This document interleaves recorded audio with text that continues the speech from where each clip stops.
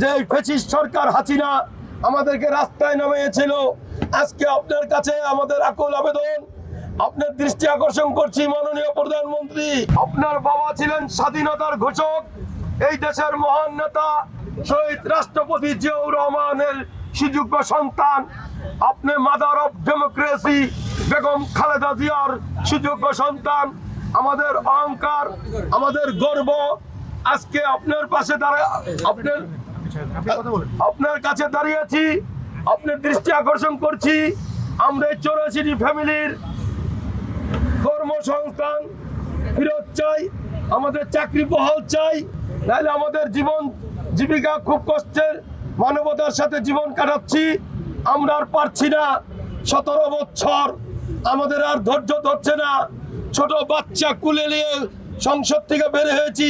আজকে সেই বাচ্চারা লেখাপড়া করাইতে পারি নাই।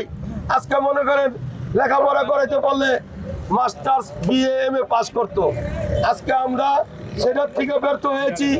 আমাদের দুর্ভাগ্য যে ফ্যাসিস্ট সরকার হাসিনা আমাদেরকে রাস্তায় নামিয়েছিল। আজকে আপনার কাছে আমাদের আকুল আবেদন, আপনার দৃষ্টি আকর্ষণ করছি মাননীয় প্রধানমন্ত্রী। আমরা আপনি আমাদের অভিভাবক, 18 কোটি মানুষের অভিভাবক। আজকে আপনার কাছে প্রার্থনা করছি, আমাদের এই 84 ফ্যামিলির কর্মসংস্থান ফিরিয়ে দেন। আমরা বেশি কিছু চাই না, আমরা সুন্দরভাবে জীবন যাপন করতে চাই। আমরা উচ্চ বিলাসিতা চাই না, আমরা চাই ডাল ভাত খেয়ে বাঁচার জন্য। হ্যাঁ, আমরা আপনার কাছে এসেছি, আপনি আমাদেরকে দয়া করে আমাদের অধিকার ফিরিয়ে দিবেন।